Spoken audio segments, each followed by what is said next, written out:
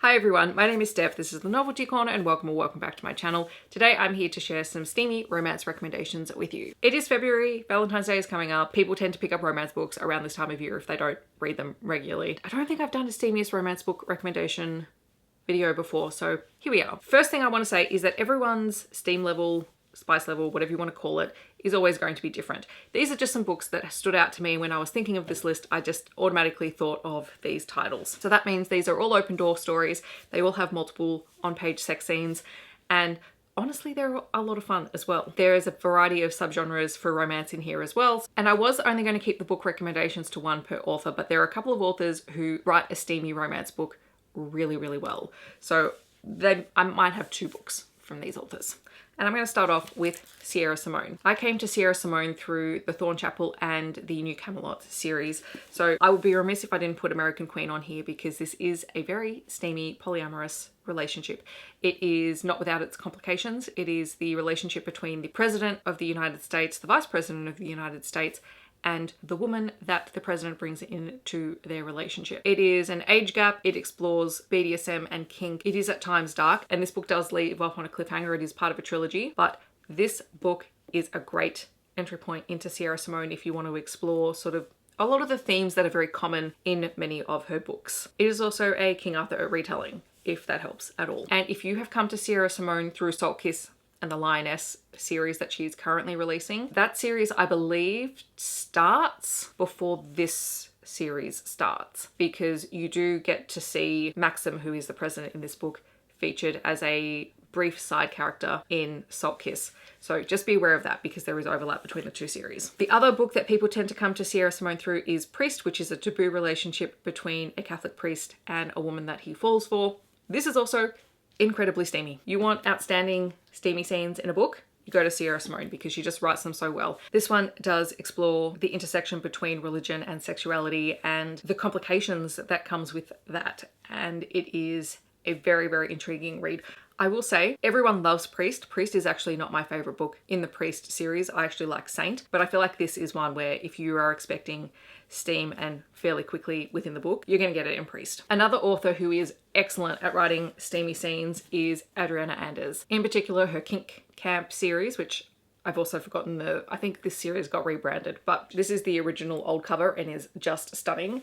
And then Possession, which got a rebrand because if this one got taken off Amazon at one point. Both these books explore kink and BDSM, and they are about people who go to an exclusive kink camp that is a safe place for people to explore the dynamics that they want to explore and the relationships that form there. In the first book, Grace ends up going to this kink camp and ends up signing up for a anonymous primal play scene. And unbeknownst to her, her partner in this scene is Leah, who is one of the camp's founders and owners. And it is for a one night only scene. And the scene itself blows Grace's mind. And if you want really good primal play, primal kink in a book, you go here first because this sets the bar. Or maybe you don't go here first because it does set the bar. Anyway, it is excellent. Then there is Possession, which is the second book in the series. This one is much longer, and this is a marriage of convenience and second chance romance. So Xeon and Twyla have a marriage of convenience for the sake of their careers, but they really don't have much of a personal relationship beyond that. The only place that Xeon feels like himself is at the kink camp, and then 1 year Twyla follows him there.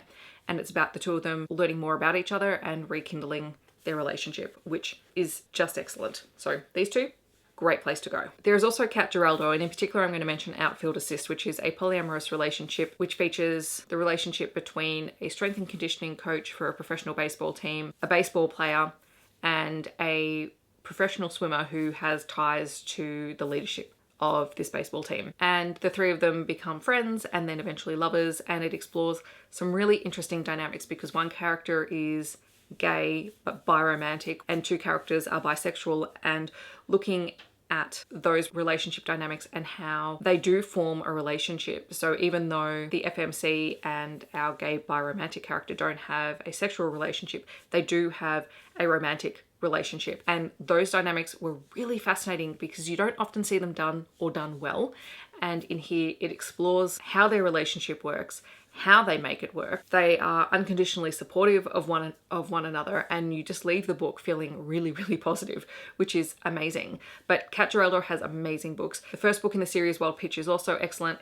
and very steamy. And they also have a collection of erotic stories called Love Bites, which you could also check out. We might tip into monster romance just a little bit. Lillian Lark is incredible. Any of Lillian Lark's books would work for here, but I'm going to put Stalked for the Kraken. This is the old cover. There is a beautiful new cover that I have not got a copy of yet. And this is the relationship between a witch and a kraken. It is very, very good. The witch owns a bathhouse, and it's a magical bathhouse where people pay for the use of the bathhouse through their magic leaching into the surroundings as they're there. And Rose, who is our FMC, not only runs this bathhouse, but is a matchmaker. She's very good at matching people to their ideal person or monster, as it might be. And part of the payment for that service is coming to the bathhouse and letting their magic sort of seep into the bathhouse, which sounds great. Until Gideon walks into her office and basically tells her he wants a match made and he wants to match with her. And that has never really been her thing.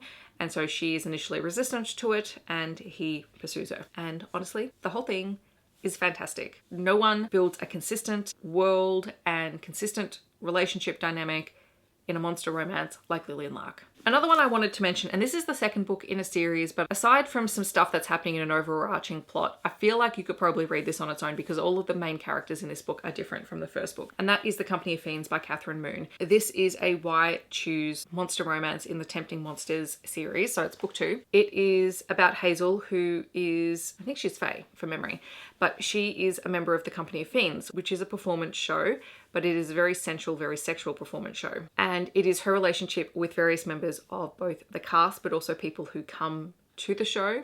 Oh, sorry, she's a nymph. Yeah, I think she's a nymph. And one of her love interests is half Fae. The dynamics in here are really interesting. The way that they all play off of each other is fantastic. This is very much more of a traditional why choose. 2 of the men do begin to form a relationship, so it does become more polyamorous as you go on, but for the most part, they are solely focused on her.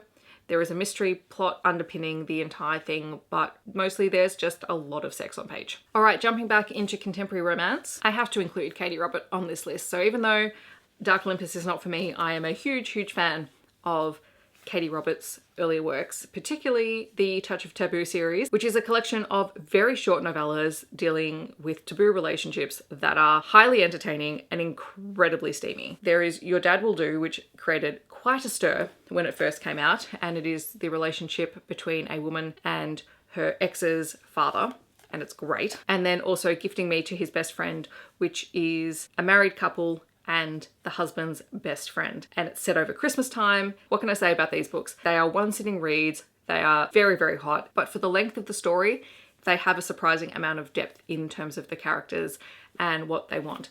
And I just highly enjoy this series. And I actually come back to these 2 books in particular. There are 2 more books in the series, but these 2 are the standouts. Another novella is Hollow's Grove by Lee Jacko. This is book, I forget which one this is in the Holy Night series. Anyway, I think it's 4. It doesn't really matter. You can read any of them in any order. And this is a series that focuses on different holidays and different couples. So this one is a brother's best friend relationship. The FMC in this story goes to help her best friend set up this mansion for a murder mystery party for her friend's work. And it turns out that her friend's brother is also there. And after the dinner, once the murder mystery game starts, the FMC and MMC are paired together and they begin to try and unravel the mystery, but also have plenty of sexy times in various rooms of the house. The 2 protagonists have this hate to love relationship that really spills over into these scenes.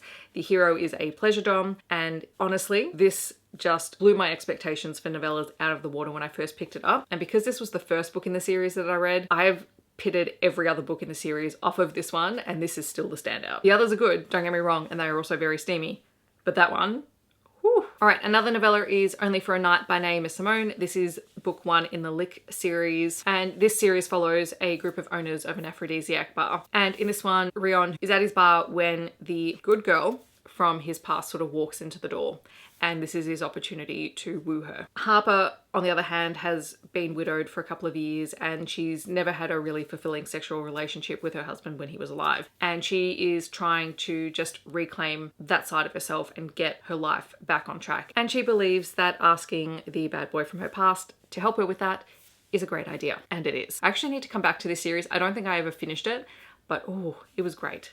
Naomi Simone's writing. This is awesome. Another really great one that a lot of people will recommend is If She Says Yes by Tasha L. Harrison. This is an age gap romance with an older FMC, and it is a best friend's mother trope. And you might expect it to be uncomfortable at times, particularly when people find out, but thankfully in this first novella, no one finds out.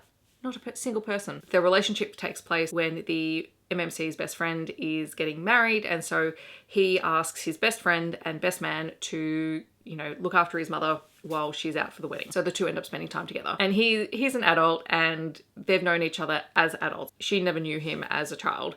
And so the two of them end up starting this sexual relationship together and develop feelings, and the whole thing is just wonderful. I know there is a second one, and the only reason I haven't started reading it because at the end of this one, no one else has found out about their relationship. They're just happy living in their little bubble. And I don't know if there is stressful things in the second book, but I will get to it eventually because I just love Tasha L. Harrison's writing, and these characters were just fantastic. Like, super steamy. Highly, highly worth checking this one out. And then the last book on my steamy romance list is For Real by Alexis Hall, which was my first Alexis Hall book. This one is an age gap romance. It also explores BDSM and kink and dominance and submission. And in this one, the younger MMC is actually the dominant, and the older, more experienced MMC is the submissive. And he is teaching our younger character how to be a good dominant.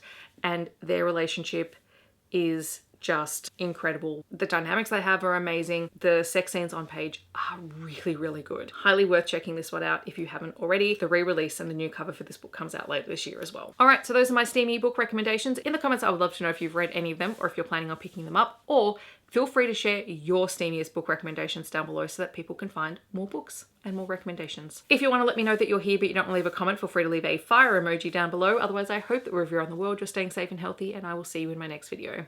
Thanks so much for watching. Bye everyone.